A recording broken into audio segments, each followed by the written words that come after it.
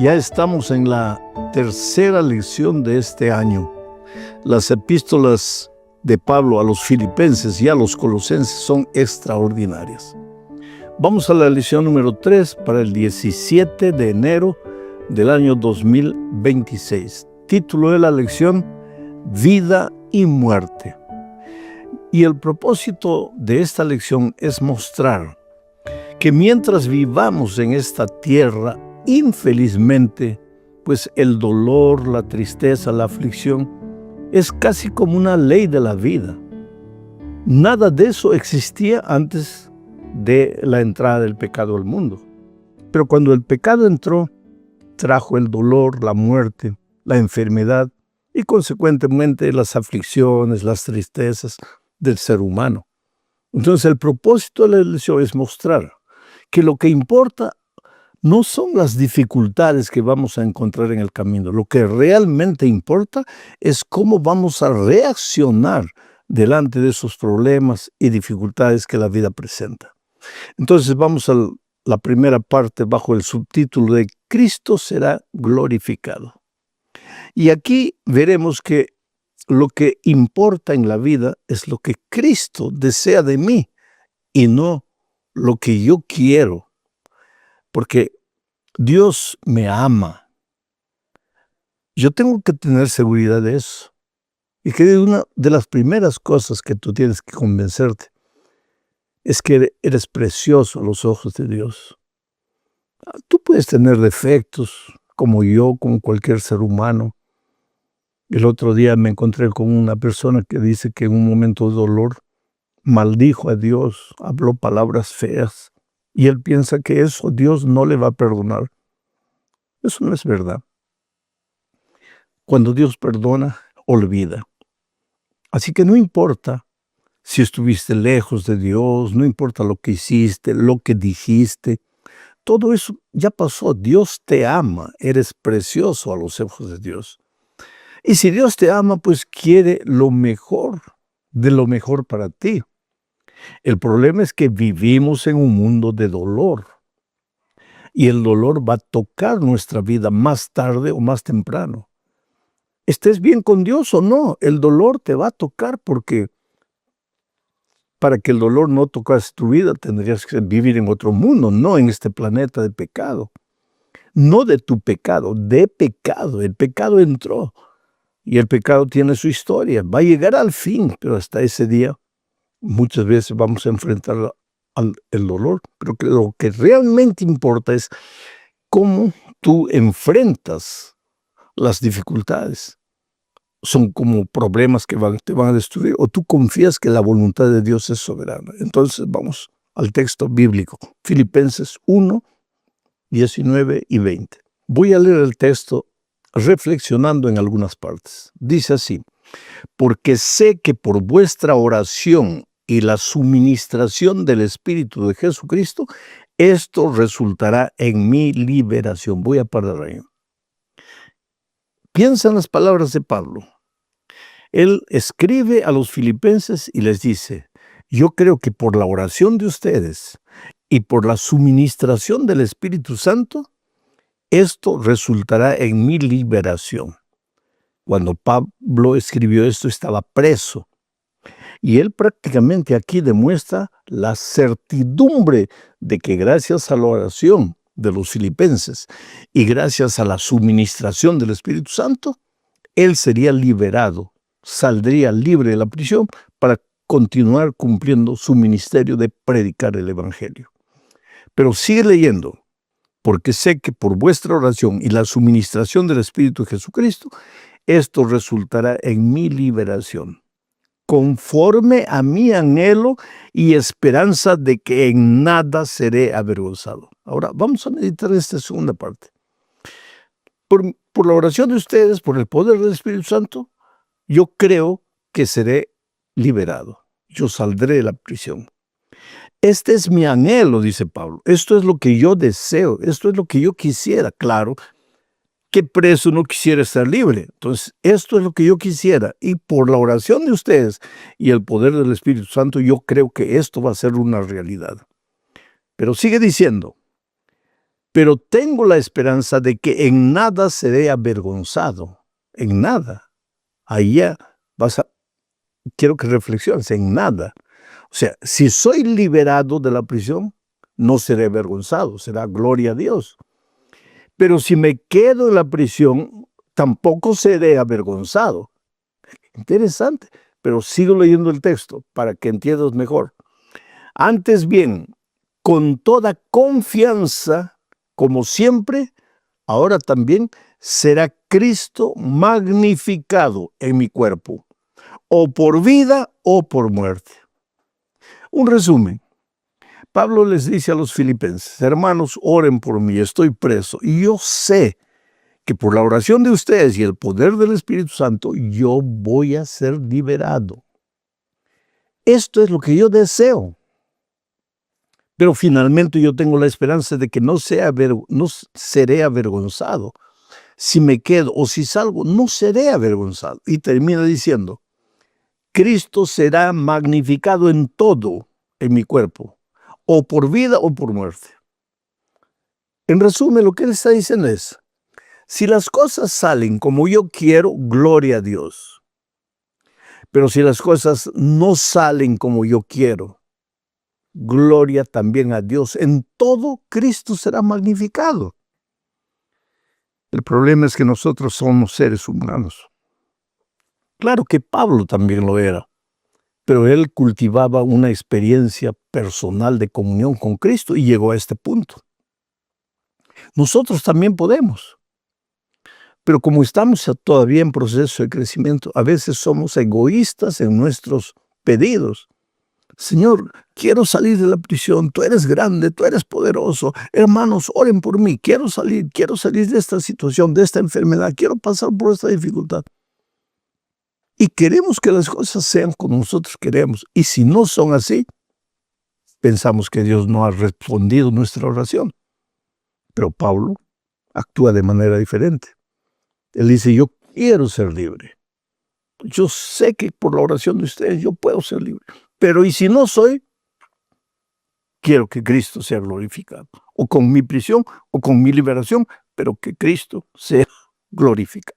Bueno, ahora vamos a la segunda parte de este estudio bajo el subtítulo de Morir es ganancia.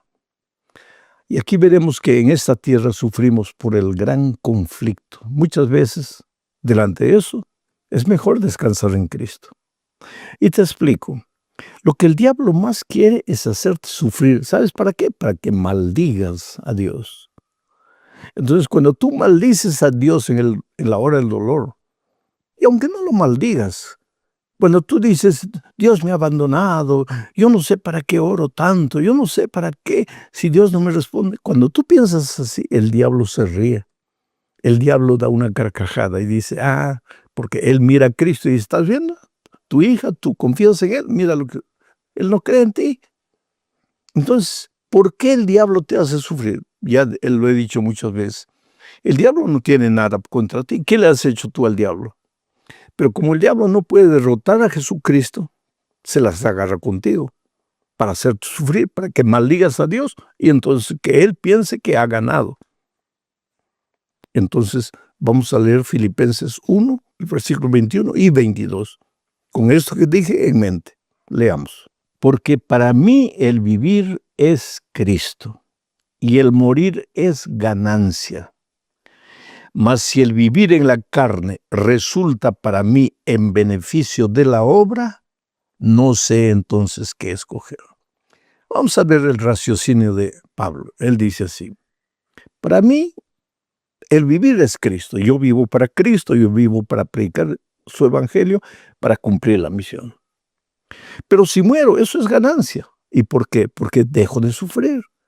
Paro de sufrir, descanso en Cristo hasta la mañana gloriosa de la resurrección. Pero dice: mas si vivir en la carne para mí resulta en beneficio para la obra de Dios, entonces yo no sé qué hacer. Es que Pablo ve dos caminos. El camino más fácil sería descansar en Cristo hasta la mañana de la resurrección y parar de sufrir. Por eso es que yo digo a veces: ¿por qué nos agarramos tanto de la vida? Si tienes hijos pequeños,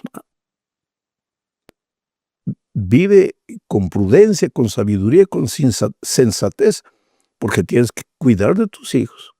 Pero vamos a pensar en mi caso, a estas alturas de la vida.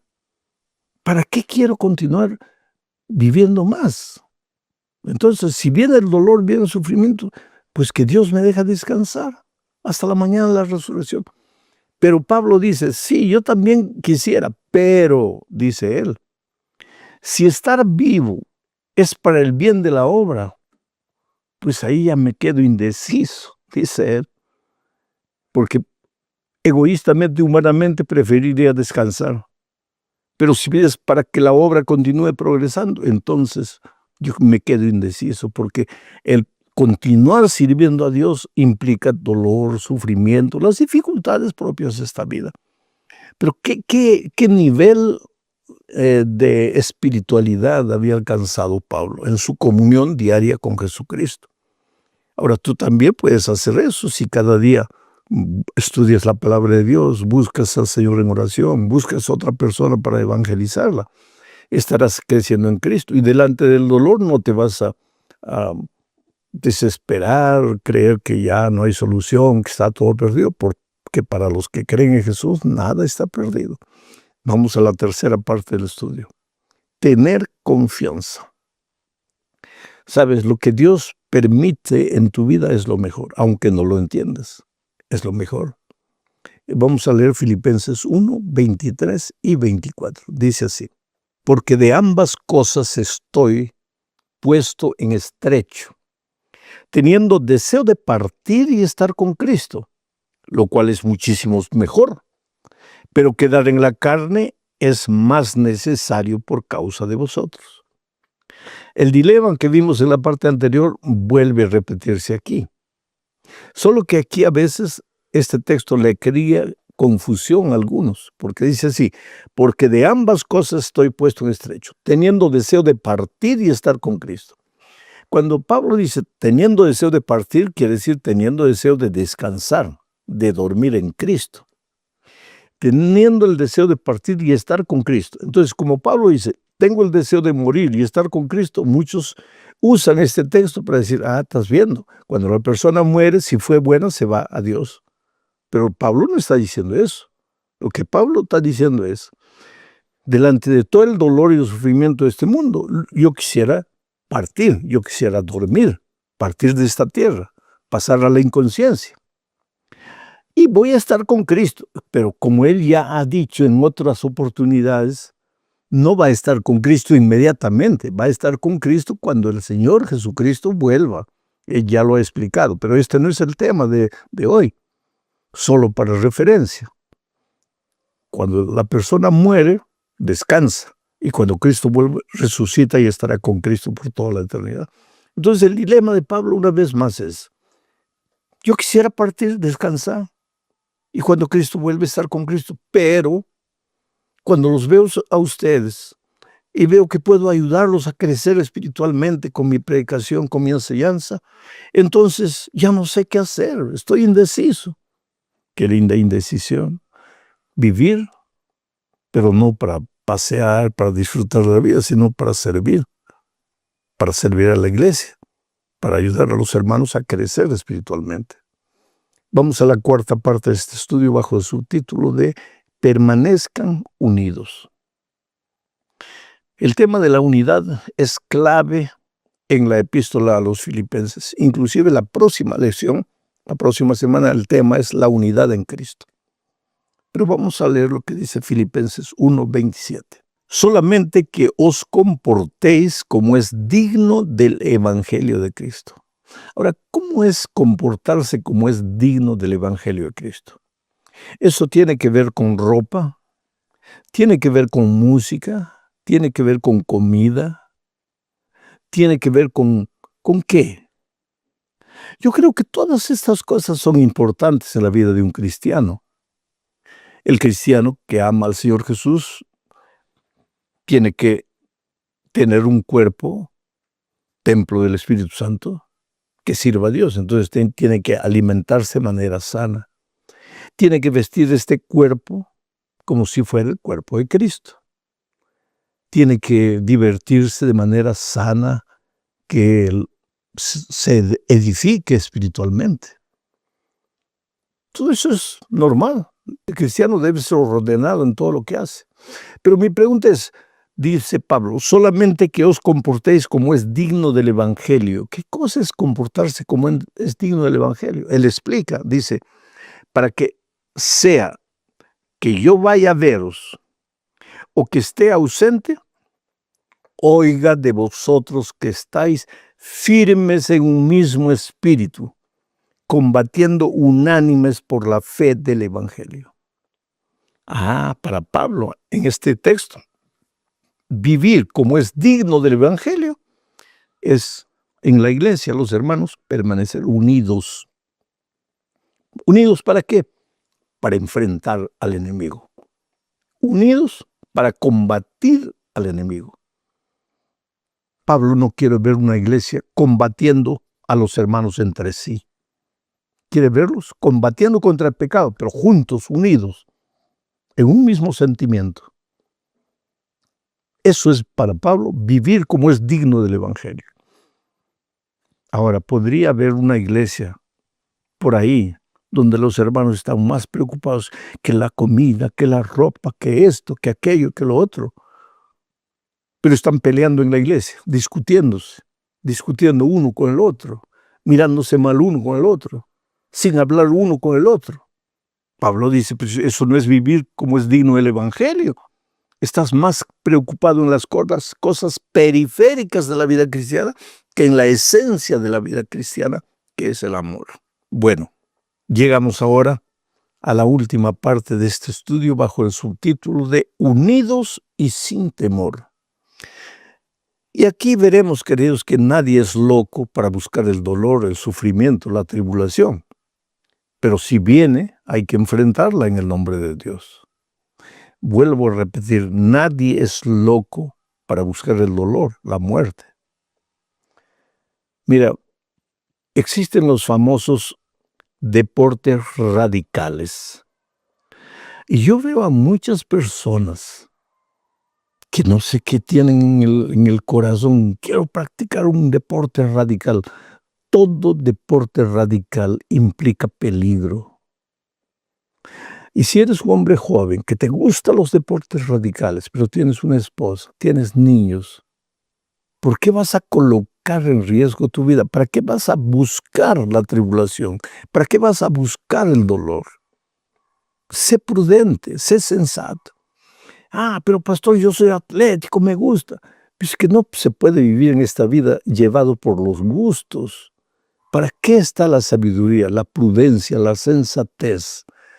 Entonces, vamos a leer Filipenses 1, 28 al 30 para ver lo que Pablo dice con relación al dolor y a la tribulación que llegan. Que llegan porque estás en este mundo, no porque lo has buscado, porque tú evita el peligro. ¿Para qué te vas a subir una montaña solo para batir el récord de que llegaste a la punta ahí a 6,000, 7,000 metros y te congelas y mueres y dejas la... No busques el dolor. Sé sensato. Pero ahora mira lo que dice Pablo con relación al dolor. Filipenses 1, 28 al 30 dice así. Y en nada intimidados por los que se oponen. En la propia iglesia de Filipos había oposición contra los hermanos de la iglesia. Y en nada intimidados por los que se oponen, que para ellos ciertamente es indicio de perdición por su terquedad espiritual, por su ataque, por su veneno que sueltan contra los cristianos. Eso ya ellos están en el camino de la perdición. Sigo leyendo. Mas para vosotros que recibís toda esa oposición, es sinónimo de salvación. Y esto viene de Dios. Porque a vosotros os es concedido a causa de Cristo no solo que creáis en Él, sino también que padezcáis por Él, teniendo el mismo conflicto que habéis visto en mí y ahora oís que hay en mí. En resumen, ¿tú crees que Pablo buscó ser preso? No. ¿Y por qué no? Porque él sabía que tenía la responsabilidad de predicar el evangelio. Entonces, ¿para qué iba a hacer tonterías para ir preso? Tenía un comportamiento coherente y sin embargo fue preso. Fue inevitable porque en este mundo hay dolor. Ahora, él les escribe a los filipenses y les dice, mientras viváis en este mundo, vas a encontrar contradicción, gente que te va a atacar, se va a reír de tu fe, se va a burlar de ti. No te preocupes, déjalos. Ellos están en el camino de la perdición. El dolor y el sufrimiento trae salvación para ti, porque es a través del dolor que vas creciendo. Y quiero que sepas que cuando aceptaste el evangelio, dice, no es solo para decir, oh Señor Jesús, gloria a Dios, no. Cuando aceptaste el evangelio, aceptaste también caminar en la contramano de la vida. Va a haber contradicción, gente que te va a criticar, que te va a juzgar, que te va a atacar. Pero no tengas miedo. Mírame a mí. Yo no busqué el dolor y estoy preso. Entonces ustedes también. Cuando el dolor venga, no porque lo busquen, porque no busques el dolor. Huye del dolor. Pero si llega, no te desesperes, no te asustes. Dios está contigo. Qué lindos consejos prácticos del apóstol San Pablo. Levanta la cabeza, querido. El año está comenzando. La derrota no es nada definitivo para los que creen en Dios. Hay derrotas, sí, porque a veces Dios permite que fallemos, fracasemos, para reflexionar y ver dónde fallamos. Pero tú eres precioso para Dios. Te puedes levantar y este año puede ser un año glorioso, grandioso, extraordinario. Suda, trabaja, pero primero confía en Dios con todo tu corazón. Estar juntos nuevamente para el estudio de la palabra de Dios. Estas lecciones son apenas comentarios de las lecciones. Esto no sustituye tu estudio personal de la Biblia. Agarra la lección, lee la pregunta, lee el texto bíblico, reflexiona, medita, aplica qué cosa de la lección puede ayudarte en el día a día, en las dificultades, en las luchas que tienes. Es así como se estudia la palabra de Dios.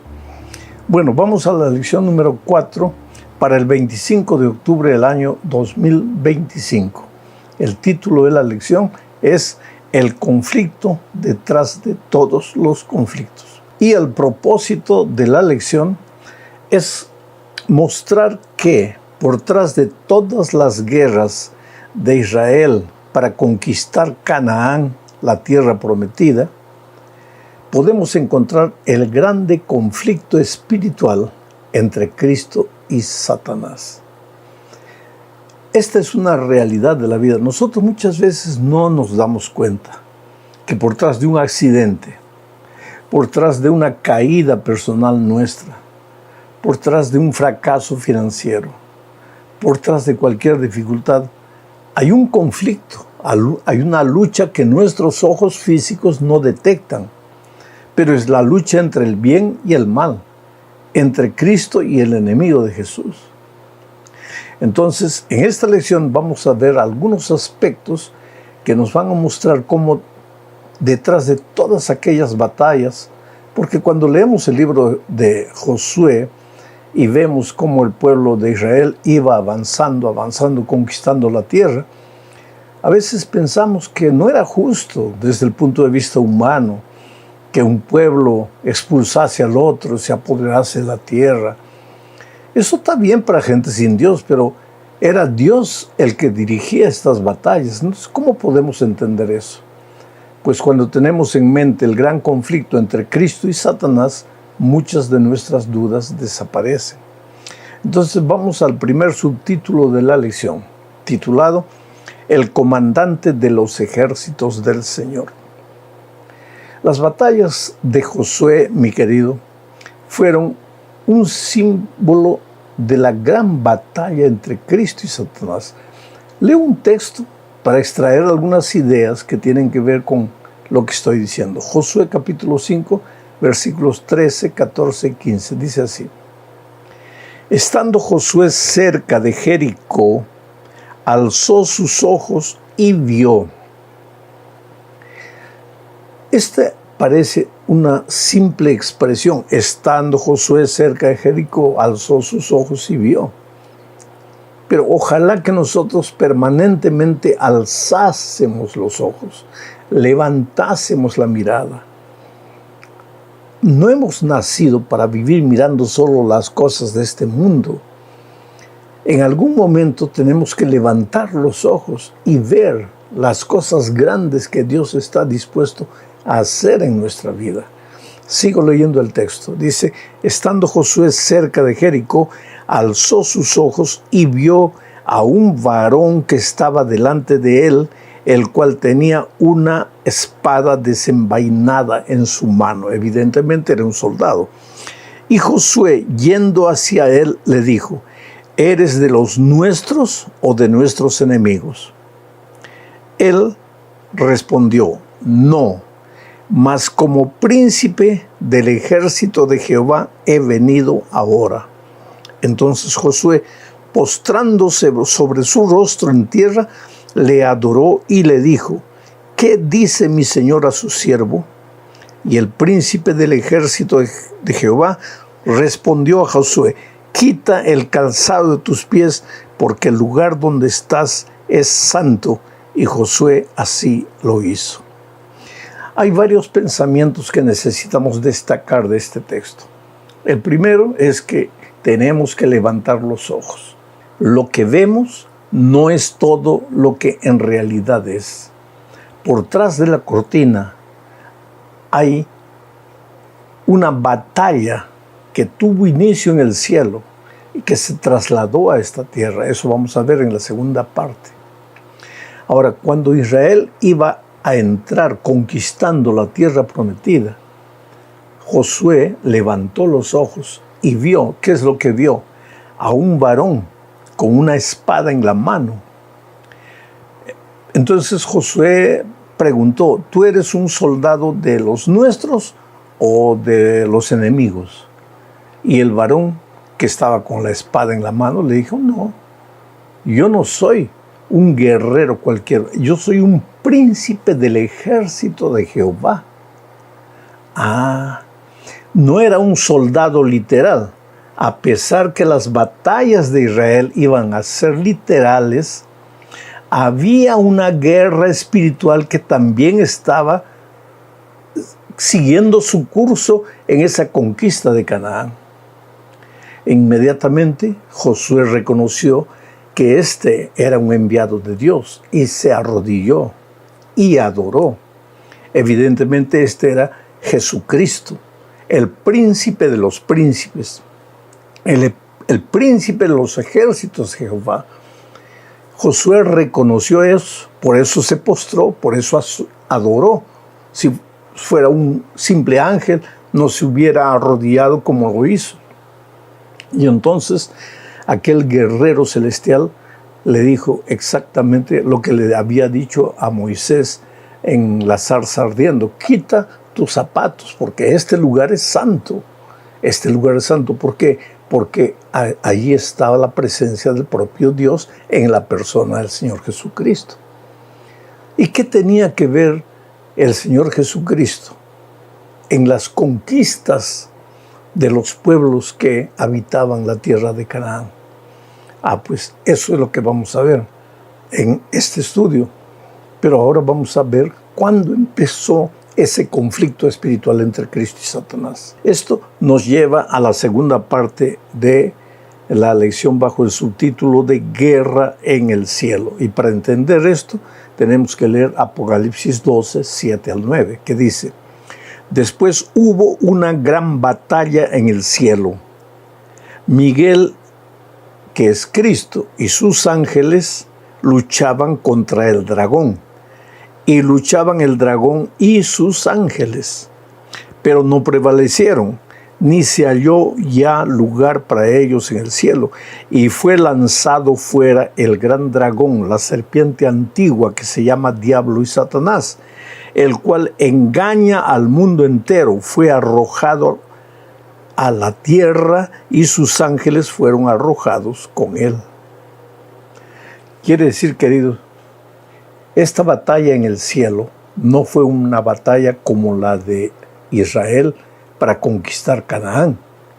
No hubo muertes, no hubo derramamiento de sangre, no hubo espada. No fue una batalla literal, la batalla del cielo. Fue una batalla de fidelidad, de ideas, el bien y el mal. Lucifer se levantó contra Dios, quiso ser igual a Dios, quiso usurpar el trono de Dios, logró engañar a una tercera parte de los ángeles. Perdieron la batalla. Entonces el dragón, Satanás, la serpiente antigua, que se llama Diablo y Satanás, fue arrojado a la tierra. Y la tercera parte de los ángeles que él logró engañar también fueron arrojados con él. ¿Alguna vez te has preguntado qué hacen esos ángeles hoy? Están por todas partes. Muchas veces no los vemos. Otras veces los vemos, no como ángeles malignos, como personas malas, como personas perversas que tratan de hacer sufrir a aquellos que quieren seguir al Señor Jesucristo. Ahora, en el tiempo de Israel, la batalla no fue apenas una batalla espiritual. La batalla fue una batalla literal, con armas. ¿Por qué? Porque en esos tiempos se vivía la cultura de la guerra, que no es la cultura de nosotros hoy. Es verdad que hay países cuyos líderes son belicosos y amenazan un país y el otro responde, en fin, y a veces hasta hay la explosión de alguna bomba por aquí, cañones, misiles, en fin, es una realidad, pero no es la cultura del mundo. Sin embargo, en los tiempos bíblicos, la cultura de las naciones era la cultura de la guerra. Los cananeos se habían apoderado de la tierra. Eso vamos a ver en un estudio posterior. Y Dios le había prometido al pueblo de Israel que la tierra de Canaán sería de Israel. Y esto no era un asunto apenas físico. No es esto para tomar hoy la idea de que en ese conflicto entre Israel hoy día con los árabes, que son los judíos que tienen el derecho, no tiene nada que ver. Hoy no vivimos la cultura de la guerra de aquellos días. Hoy la batalla es una batalla espiritual, siempre fue. Pero evidentemente en los tiempos en que Israel avanzó conquistando la tierra, se vivía la cultura de la guerra. Esto nos lleva a la tercera parte. El Señor es un guerrero. Bueno, antes de leer Éxodo capítulo 15, versículos 2 y 3, quiero decirte que en aquellos tiempos, que la cultura era la cultura de la guerra, los conflictos entre los pueblos se consideraban conflictos entre los respectivos dioses. Ahí está el asunto espiritual. Cuando un país derrotaba al otro, no era simplemente que un país tomaba posesión del otro. Era que una especie de muestra de que el Dios de este país era superior al Dios del otro país derrotado. Ahora, el Dios de Israel era el Dios creador de los cielos y de la tierra. ¿De dónde sacamos eso? De la historia bíblica. Ahora, tú puedes tener cualquier otra idea, pero ¿de dónde viene tu idea? ¿Cuál es la fuente? Yo tengo como fuente la palabra de Dios y tengo muchos argumentos para probar que la palabra de Dios es palabra de Dios. No es un simple libro inventado por seres humanos. No es simple historia que un historiador escribió. Fue inspirada por el Espíritu Santo. Por lo tanto, yo creo en lo que la palabra de Dios dice. Hay una guerra espiritual que todos los días nosotros estamos testificando, a veces sin percibir. Entonces, leo Éxodo 15, versículos 2 y 3, recordando que este es un himno, es un cántico que el pueblo de Israel cantó después que cruzó el Mar Rojo, cuando estaba huyendo de Egipto. Ahora mira las letras de este himno. Jehová es mi fortaleza y mi cántico. Cántico espiritual. Fortaleza era el lenguaje de aquellos tiempos. Las naciones tenían fortalezas para impedir que el enemigo los derrotase. Pero ahora en el cántico encontramos la palabra Jehová es mi fortaleza, es mi cántico y ha sido mi salvación, que tiene que ver fortaleza de guerra con salvación. Es que hay una guerra espiritual por detrás de las aparentes guerras que nuestros ojos ven. Sigo leyendo el texto. Este es mi Dios y lo alabaré, Dios de mi Padre y lo enaltecerá. Jehová es varón de guerra, Jehová es su nombre. Tú te das cuenta cómo en los tiempos antiguos, para el pueblo de Israel, Jehová no era solamente el Dios que estaba en los cielos, era el Dios que participaba de la vida del pueblo. Y como se vivía la cultura de la guerra, pues Jehová iba con ellos. Dios los acompañaba por donde quiera que ellos fuesen. Inclusive el pueblo de Israel había sido libertado del poder esclavizador de Egipto, guerra. Los había llevado al desierto y cuando los ejércitos armados de Egipto venían atrás, el mar se abrió y los soldados egipcios murieron. Y el pueblo de Dios inició su peregrinaje. ¿Hacia dónde? Hacia la tierra de Canaán. Nosotros hoy también en el conflicto cósmico hemos sido libertados de la esclavitud del pecado. Nuestra vida también está llena de milagros, así como el milagro del Mar Rojo. Hoy estamos peregrinando en el desierto rumbo a nuestra Canaán celestial. El pueblo de Israel peregrinaba rumbo a una Canaán terrenal, física, y tuvieron que conquistar esa tierra. Vamos a la cuarta parte de este estudio. Dice, el Señor luchará por ustedes. La parte del hombre en esta guerra espiritual es confiar en Dios, y la parte de Dios es luchar. Inclusive en el Nuevo Testamento Pablo usa el lenguaje de la guerra para referirse a la guerra espiritual que nosotros enfrentamos. Cuando en Efesios, o en la epístola que él escribió a los Efesios, Pablo dice que nuestra lucha no es contra sangre ni carne, sino contra fuerzas espirituales. Por lo tanto, tomad la armadura de Dios. Y el gran pensamiento es que en esta guerra espiritual, la guerra no es nuestra, aunque nosotros estamos involucrados. La guerra es de Jesús.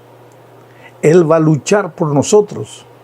¿Y cuál es nuestra parte? Confiar y confiar. Leo Éxodo 14, 13 y 14, dice así. Y Moisés dijo al pueblo, no temáis, estad firmes y ved la salvación que Jehová hará hoy con vosotros. Porque los egipcios que hoy habéis visto, nunca más para siempre los veréis. Jehová peleará por vosotros y vosotros estaréis tranquilos. Estas palabras son de Moisés a Israel cuando estaban saliendo de Egipto. El enemigo era Egipto. Pero quien iba a pelear la batalla era Dios. ¿Y cuál era la participación del pueblo? Confiar en Dios. Ahora, esto es lo que muchos no entienden en la vida espiritual.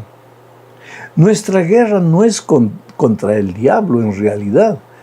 ¿Qué le hemos hecho nosotros al diablo? Nada. Entonces, ¿por qué él tiene que agarrarse con nosotros? Simplemente porque su guerra es contra Jesús. Y contra Jesús él ya perdió. Entonces, como sabe que no puede con Jesús, viene y se las agarra con nosotros, los hijos de Dios. Porque haciéndonos sufrir a nosotros, está haciendo sufrir a Jesús. Y esa es la intención del diablo. Ahora, esta guerra, ya que no es nuestra, Jesús es el gran príncipe vencedor. príncipe victorioso, el príncipe guerrero. Todo lo que tenemos que hacer es tomar la armadura de Dios, es confiar. Pero ese tomar la armadura de Dios es estudiar la palabra de Dios todos los días, vivir en espíritu de oración a lo largo del día y buscar otra persona para traerla a los pies de Jesús. Cuando tú haces eso, estás tomando la armadura de Dios. Cuando tú haces esas tres cosas, tú estás confiando en Dios. Y cuando tú confías en Dios, pues viene el enemigo y está derrotado, no porque tú tienes autodominio, no porque tú tienes disciplina propia, sino porque tú estás con las armaduras divinas, Biblia, oración y testificación. El traer una persona para Cristo es vital en la experiencia espiritual. Vamos a la última parte de este estudio bajo el subtítulo La segunda mejor opción. Y aquí veremos nuevamente que la lección en esta batalla espiritual es confiar, confiar y confiar. Leo Éxodo capítulo 17, versículos 8 y 9. Antes de la lectura bíblica quiero explicar el contexto, las circunstancias. Israel estaba peregrinando por el desierto cuando los amalequitas aparecieron, los hijos de Amalek, la tribu de Amalek, queriendo pelear contra el pueblo de Dios, de Israel. ¿Cuál fue la orden de Dios a Moisés? Les dijo, armen un ejército de príncipes de las diferentes tribus de Israel y prepárense para la batalla. Pero a Moisés le dio una orden, sube a lo alto de la montaña y lleva 2 ayudantes contigo. Y cada vez que Moisés levantaba la mano, los pocos príncipes de Israel vencían al ejército enemigo. Y cada vez que Moisés bajaba las manos, el enemigo venía contra los príncipes de Israel. Entonces esos 2 auxiliares que Moisés llevó a la montaña, uno sostenía la mano derecha, otro sostenía la mano izquierda, para que el líder Moisés no se cansase. Y así mientras él tenía las manos levantadas, el pueblo de Israel venció la batalla. Ahora, con esto en mente, vamos a leer lo que dice Éxodo 17, 8 y 9. Entonces vino Amalek y peleó contra Israel en Redifín. Y dijo Moisés a Josué, escógenos varones y sal a pelear contra Amalek. Mañana yo estaré sobre la cumbre del collado y la vara de Dios en mi mano. La vara de Dios en mi mano. Mientras Dios estuviese al frente, la victoria de Israel estaría garantizada. Cuando el pueblo dejase a Dios de lado, el fracaso de Israel estaba garantizado.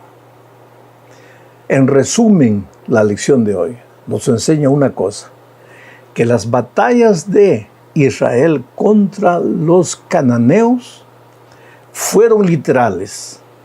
Hubo derramamiento de sangre, hubo espada, hubo escudo.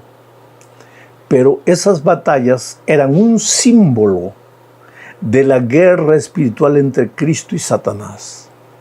En la cultura de aquel tiempo había guerra. Y en la cultura de aquel tiempo, cuando un pueblo vencía al otro, era el Dios de este pueblo que estaba venciendo al otro.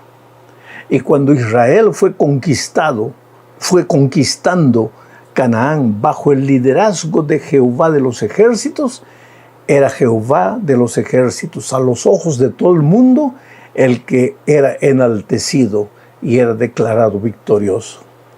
Por eso en la Biblia se usa la expresión Dios con letra mayúscula de dioses con letra minúscula.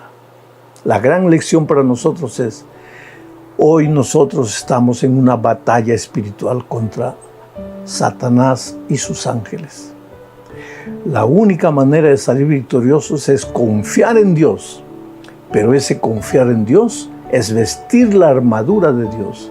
Y ese vestir la armadura de Dios es orar en todo tiempo, estudiar la Biblia todos los días, alimentar el Espíritu y buscar a una persona y llevarla a los pies de Jesús. Entonces tu victoria está garantizada. Que Dios te ayude, querido. Coloca tu vida en las manos de Dios. Déjate guiar por Él. El enemigo es una fuerza real. Un ángel caído existe, pero no tengas miedo de él. No puede derrotarte si tú estás escondido en las manos de Dios. Un abrazo, muchas bendiciones para ti.